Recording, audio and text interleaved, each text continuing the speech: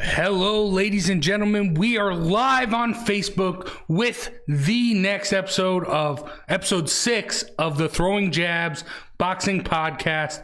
I'm here, like always, with Jared Jones. I'm Jace Garcia. And let's get down to the nitty-gritty.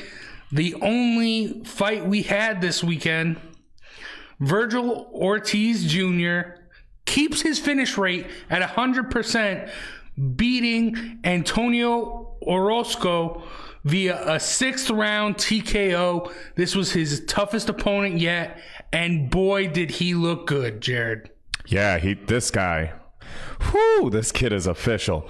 His fight before Orozco had never been stopped.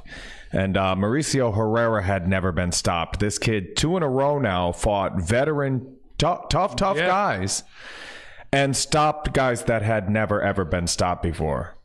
Definitely official. Ortiz Jr. is the real deal. Yeah, and when you see young up-and-comers, it makes sense. The first round, how he came out wild. He wanted the knockout, obviously.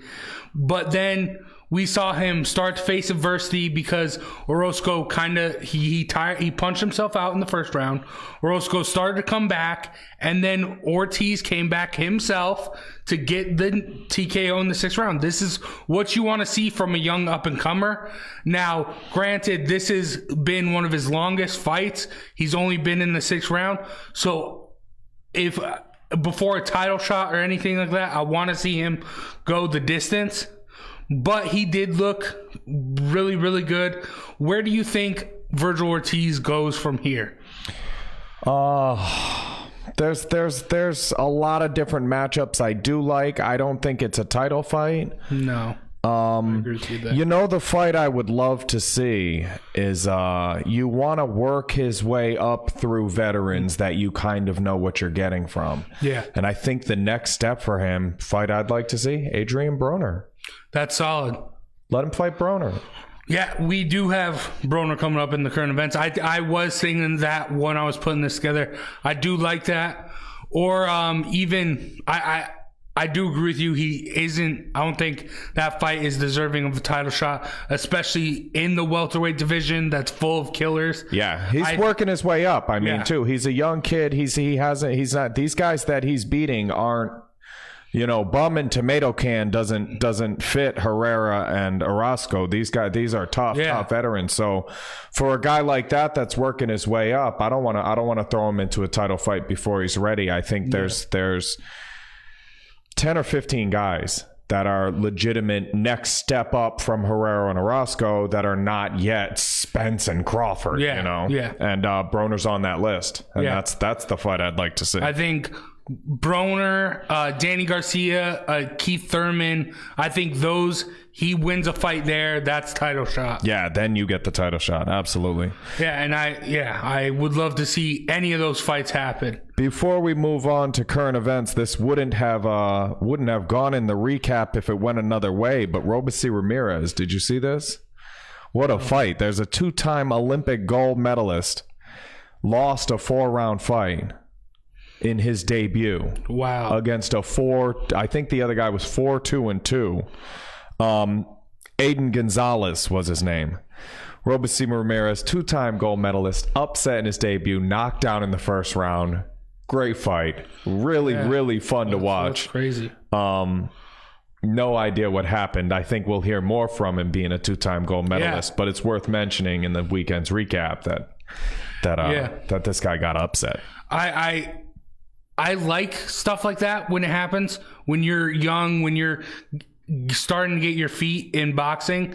An early loss or any combat sport, I think an early loss is good. It can deal with it. Oh, yeah. Especially now since everyone's putting pressure on you to get the 0. If you get an early loss and then you learn from that loss and come back, I think that can make you great. Helps build character, just like a loss at anything. Yeah. If you do it right, if you take it right. Yeah, if this kid goes back to the drawing board, figures out what he did wrong, comes back stronger, absolutely. Good for him. You need those. Yep. Now, moving on to our current events. We didn't have a lot to recap this week. But the biggest current event coming out is a fight announcement. Andy Ruiz Jr. is having his rematch with Anthony Joshua December 7th in Saudi Arabia.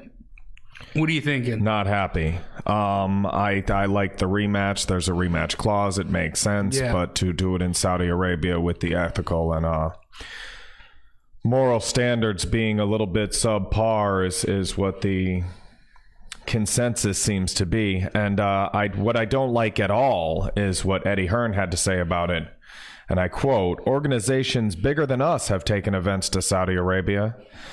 If that country is willing to invest in the sport of boxing for the right reasons, I'm in."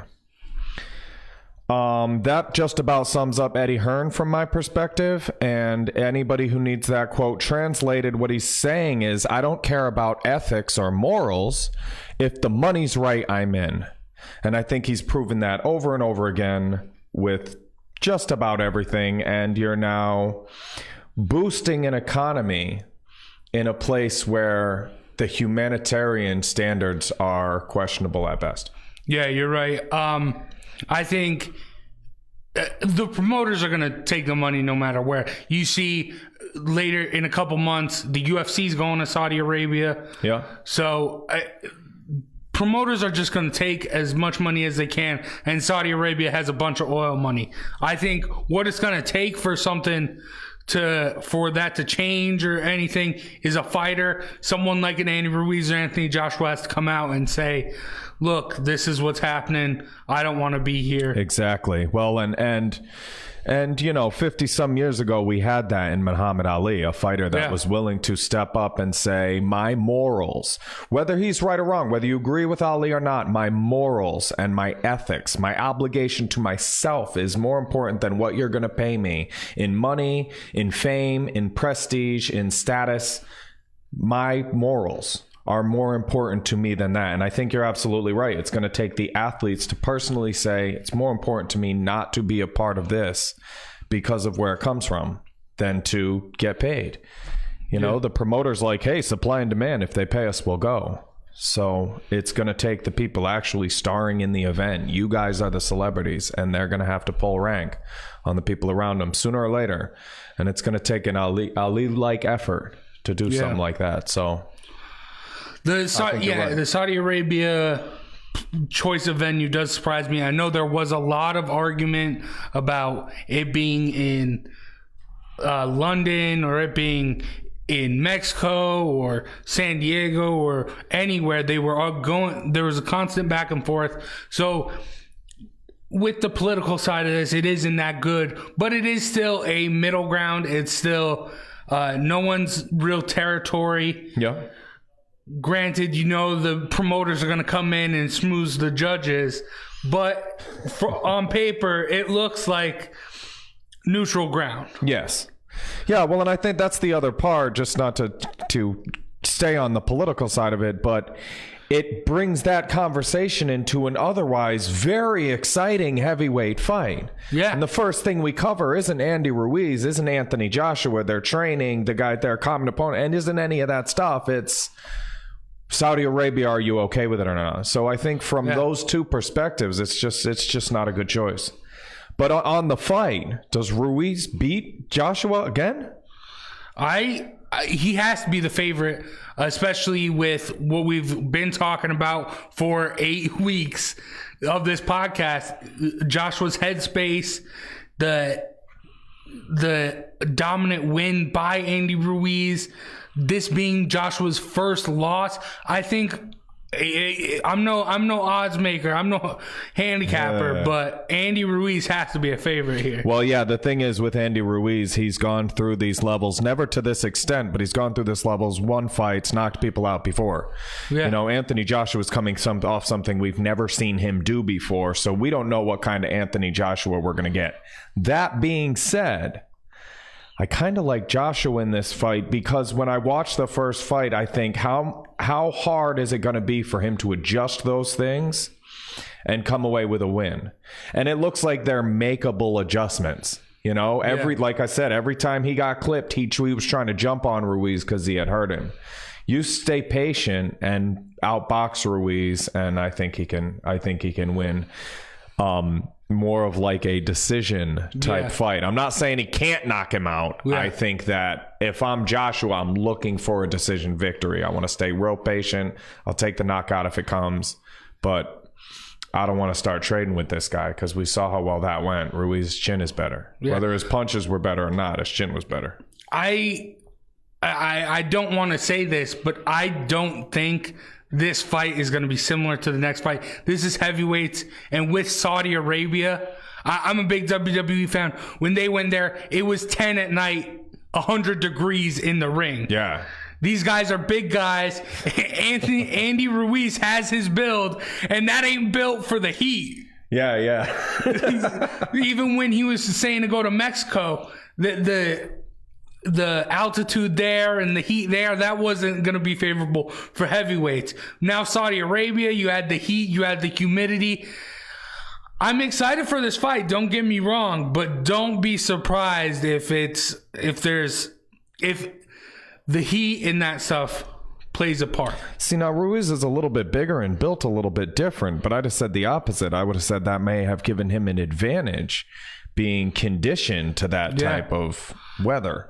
Climate. You're right. And Joshua has the same problem. If you saw the last fight, he was gassed pretty early. So I'm saying watch out. Don't get your hopes too high for a remaking of what happened last time. Yeah. Now, moving on from that, the IBF, we smashed them last week. But now, this, in my opinion, we'll talk about it, but they're coming out with another stupid thing, coming out and ordering Richard Comey to defend his lightweight belt against Teofimo Lopez. Now, granted, that's a better fight than I think Triple G and whatever the hell that chump's name was. But where is the Lomachenko fight? This needs to happen. Comey and Lomachenko need to fight. They need to unify their belts. And Lopez isn't... He's a top 5 guy. Yeah, but he isn't Lomachenko. We want to see Comey versus Lomachenko. That's obviously the fight we want to see. From another perspective, depending on who Loma signs to fight next, Lopez and Comey, it's a good fight. They're both top 5 guys. You know, it's the type of fight you'd want to see if you weren't like, when is Comey gonna fight Loma? You know?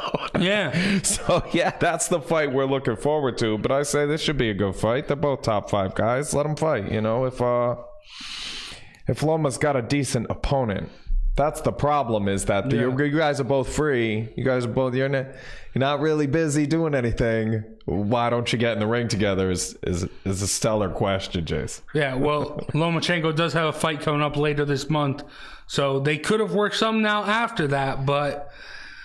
Yeah, let's hope that this is to build that one, and that we don't have an Anthony Joshua type situation with one of those guys dropping the ball before they get to each other. Yeah, namely Comey, because Loma's not going to lose this fight. No. But this, like I said, this is better than ordering Triple G to fight whoever that dude is. Yeah. I'm not even going to mention his name. Yeah, let's not. All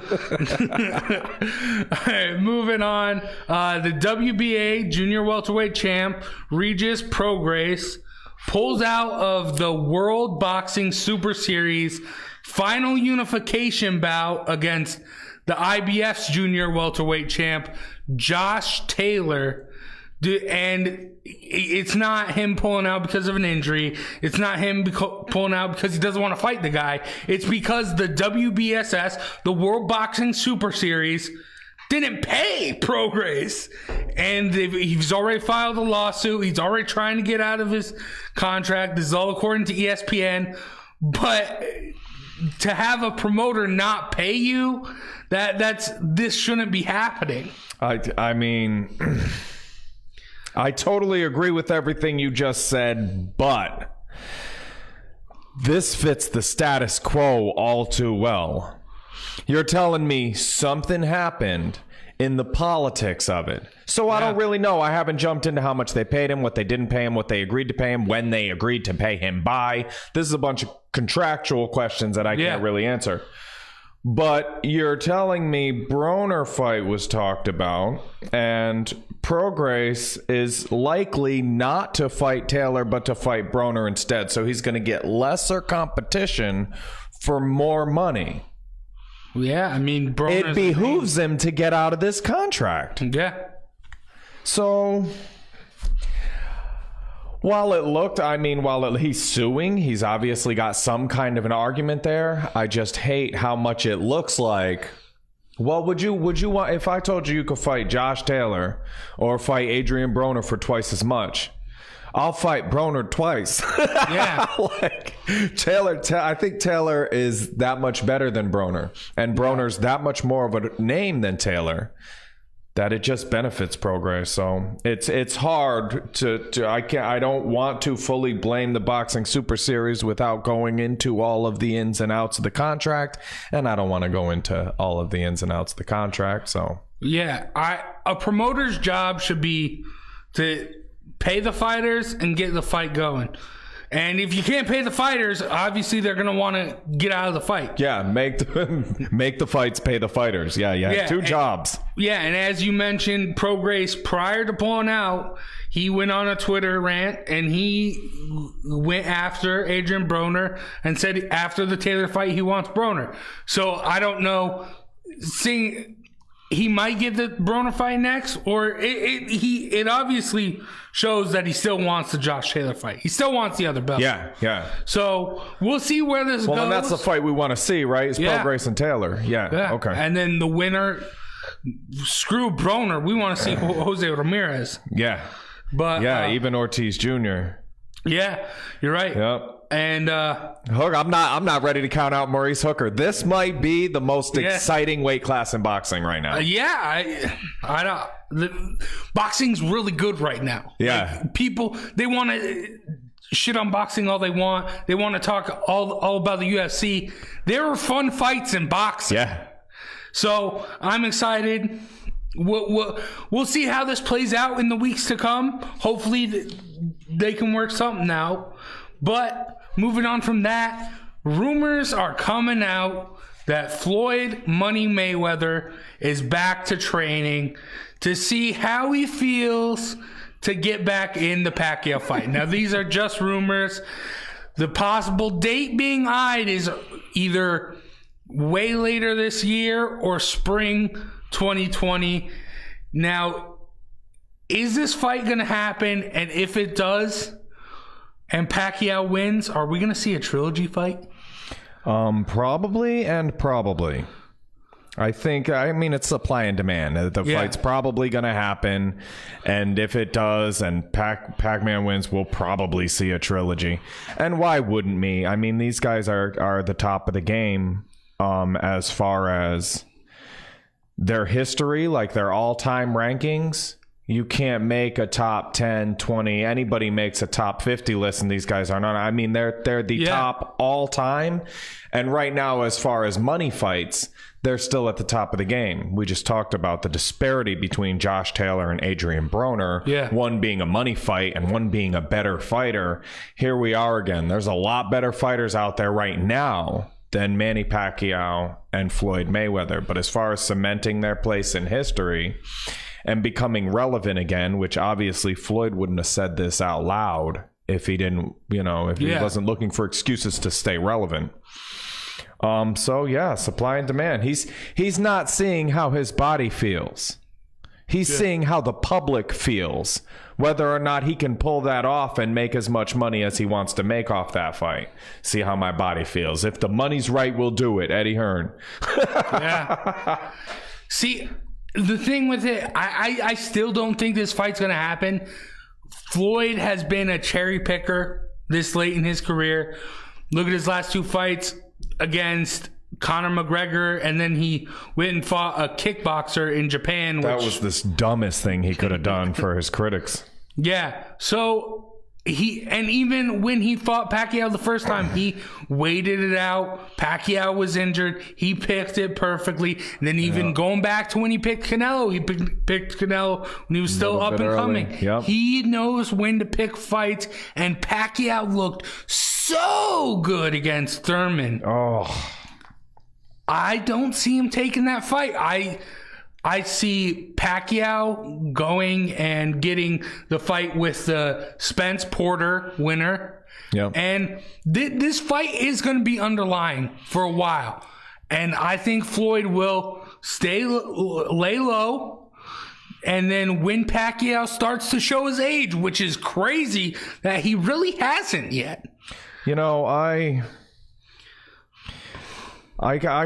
calling Floyd a cherry picker. I mean, everything you say is true, but I had 34 of these scrap fights, right? And when I was 22, 23, 24, 27, 28, if you showed up at my house and asked to fight me, I would fight you. And that's just how it went down. Everybody would show up. We'd match up. Somebody's calling out somebody else. You're allowed to do that. If I think it's a fair fight, fine. And I'll fight anybody. There's a couple guys that showed up in my mid-30s that I'd have gotten in there with at 25 that I didn't want to see these kids at 35. You understand what I'm saying? So when I look at Mayweather's career, when he was, that young man mindset, he actually did go out there in the Jose Luis Castillos and the Corrales. Yeah. So it's a little unfair from a personal standpoint, it's unfair for me to call Floyd a cherry picker when, I can totally understand. He's gotten older, he's gotten smarter, he's picking fights that make sense. But if they pay him right, he will take the Pacquiao fight. You're going to have to offer him $200 million, because the fact is he's getting paid out the ear for this guy he shouldn't have fought. We just both said he shouldn't have fought that guy. Did he make like $100 million on that fight? Like, come on, for 40 seconds of work, 14 seconds of work, how long that guy lasted? And you can before he started crying. I mean, how long was that kid in the ring? I mean, I like to be a little bit of a conspiracy theorist, but there could have been some Yakuza work in that Japanese fight. The way no one, Floyd doesn't have the power to make you go stumbling and rolling around the ring like that anymore. So, but I'm not gonna. I say cherry picker, but there's a level to respect. It's not a diss to Floyd, because he is being smart. He has that business mindset. Yeah, he wants to make money, but the thing is this fight, no matter, you could wait 10 years and Pacquiao could be 50 or 60, and this fight will still make money. Yeah. So I think Floyd will find the perfect time to strike. I don't think now is it, because Pacquiao looks so damn good against. That Pacquiao is it's hard to see anybody beating him after what Thurman's done on his way up, and then just to be like outclassed by God, that was crazy. Yeah. I'm still struggling with that one. But like I said, Pacquiao, more than any other fighter, has come in and surprised me over and over and over again. Losing to Horn, beating Marquez actually surprised me when it happened. Yeah, over and over again, this guy. And I think one big thing is Floyd's not in it for the belts. He's in it for the money, and he's in it to add another number to keep that zero nice and clean. Yep. So I think he's going to wait for Pacquiao to lose the belt and then go after him. I don't. Whatever he does, he'll be smart about it. Yeah, and he'll make a lot of money doing it. Yeah, if it wanted to happen now, it'd be even bigger, and it'd be more fun.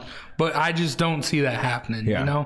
Well, that's how it was the first time around with him and Pacquiao. If it happens now, it'll be great. If it happens now, and we said that for like 8, 9, 10, 11 years, we were going, hey, if those guys fight right now, it'll be awesome.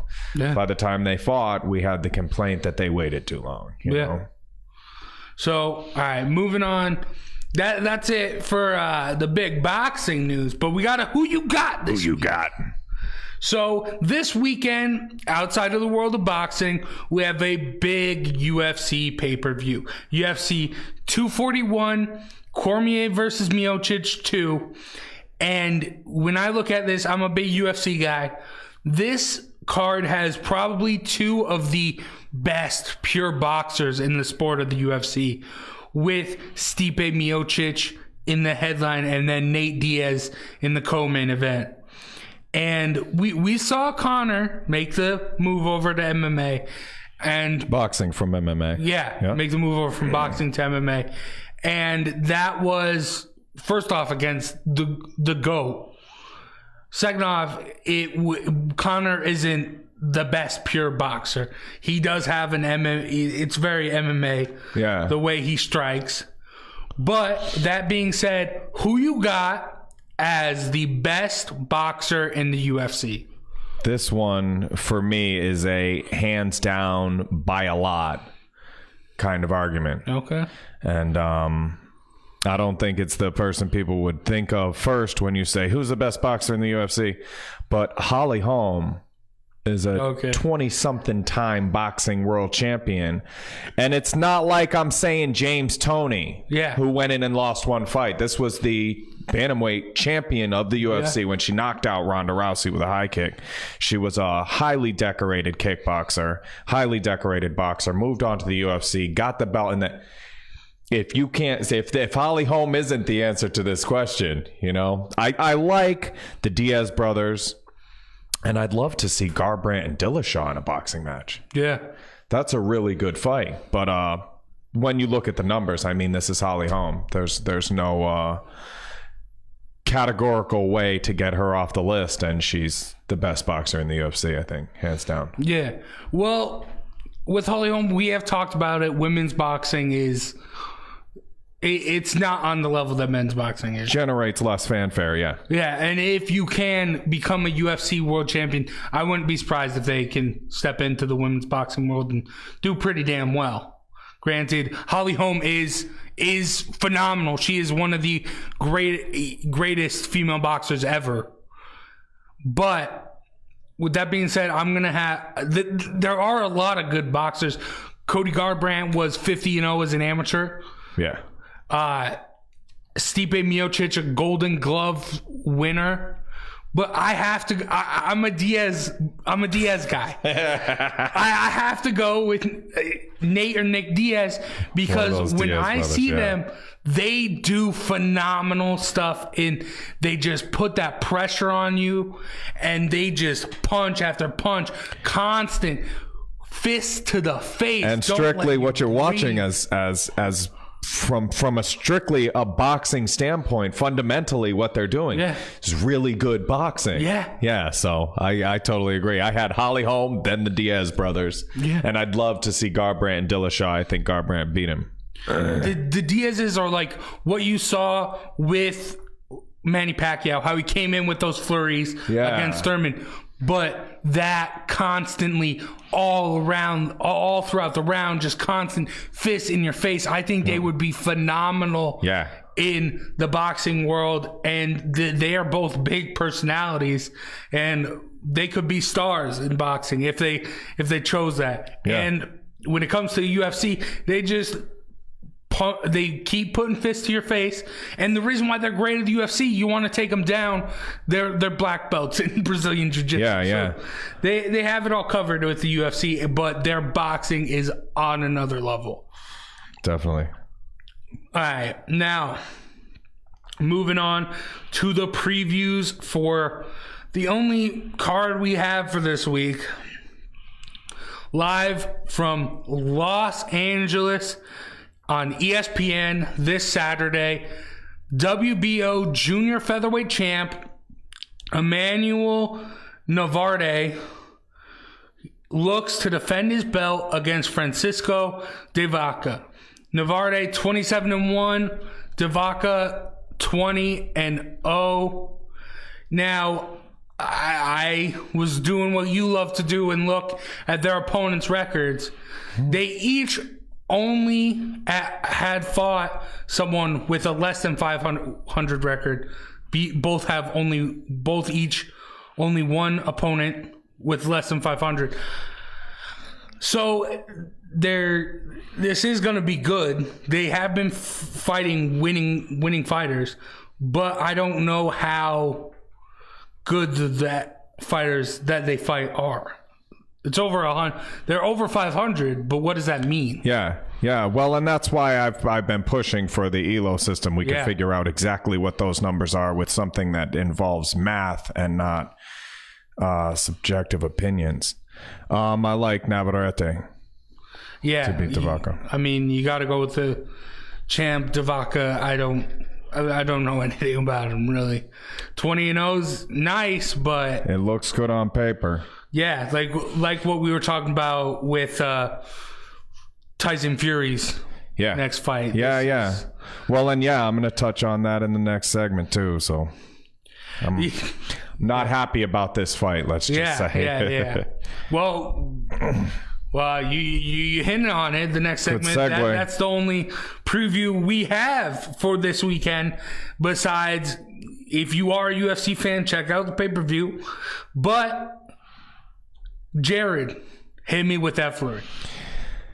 I've been for weeks saying the ELO system. They have a math system they use to rank chess players. I've been saying it over and over and over again. I saw a meme with points next to the fighters' names. Floyd Mayweather's on top. Then Manny and Muhammad Ali was in there. And I'm like, 1,088 points or whatever. They've all got points next to them. And I'm like, where did this come from? It was on a website, BoxRec, which we're both fairly familiar with. I went into that ranking system. That system starts with ELO. And then some jackhole came in and decided we should put in a little caveat for how much the person won by. So this is a dominant performance, and this is a close fight. So they have 3 different levels, but it starts as just math. So it really is the closest thing we have. So we look at this fight with Navarrete at 27-1 and Vaca's 20-0. And we say, here's an undefeated fighter fighting the champ. We go into the rankings. We find Navarrete right there at number 1 with 502 points. 502 points something, right? But number 1 in his weight class. Out of 2,000, 1,500, however many guys that have fought in that weight class professionally, he's number 1. He's the champ. We've got the right guy. And then I tried to find the guy he's fighting, Vaca.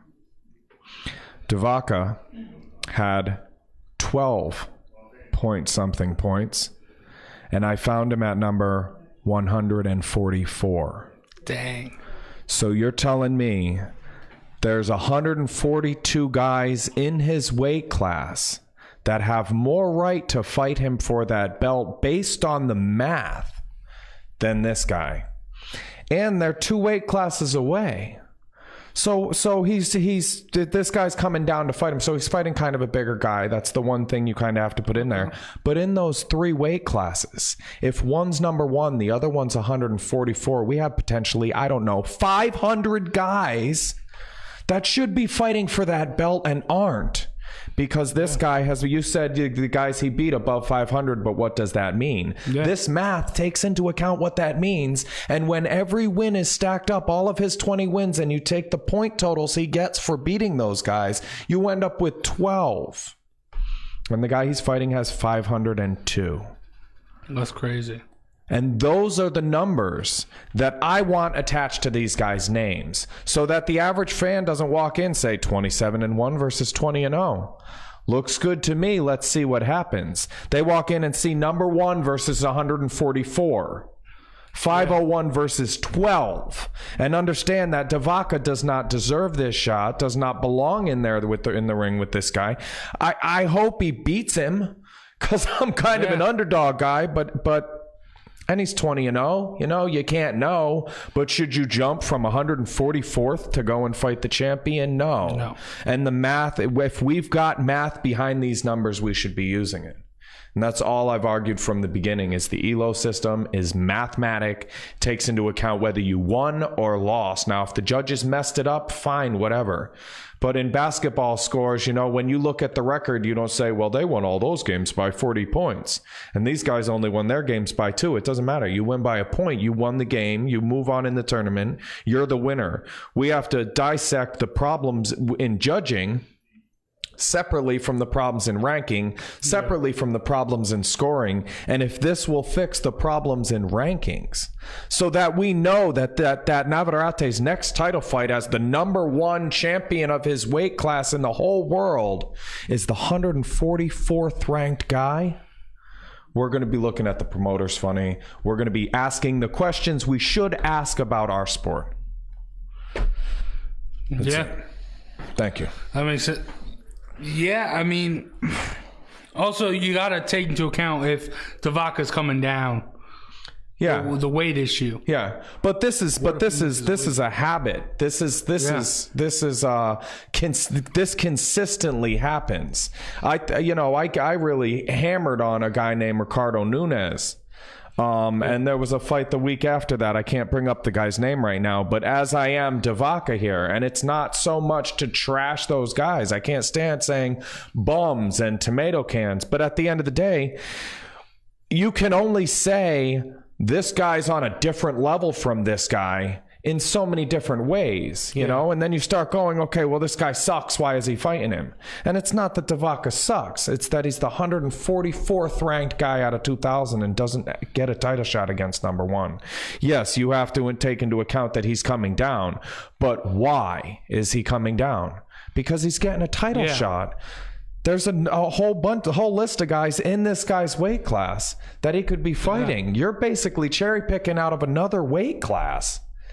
And they're not stripping the belt for this fight because they ordered this fight. Yeah, the guy's 20-0. How are you 2 weight classes away?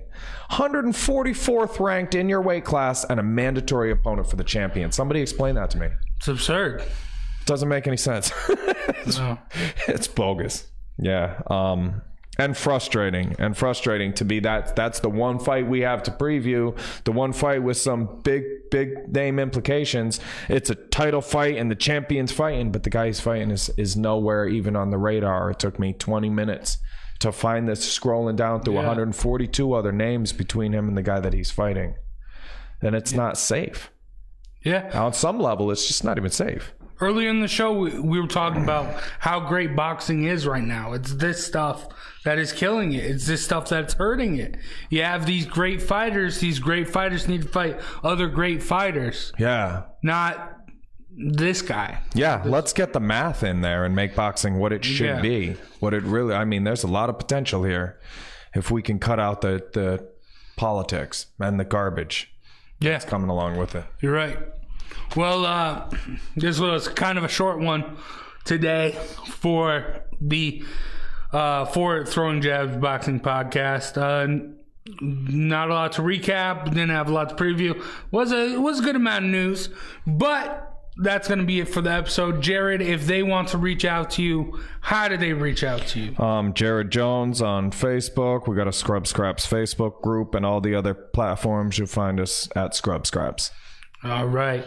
And make sure you guys follow at Throwing Jabs on Twitter, as well as the Facebook page. If you're watching live right now, we are going to continue to do that. So make sure you like Throwing Jabs Boxing Podcast on Facebook so we can continue to get the live stream, as well as you can go back and rewatch it if you missed it. And as well as the audio for this will be up on throwingjabspodcast.com, as well as on iTunes, Spotify, Google Play, and anywhere you can get your podcast, really. And that's going to be it for the show. Thank you guys for watching, and see you next time.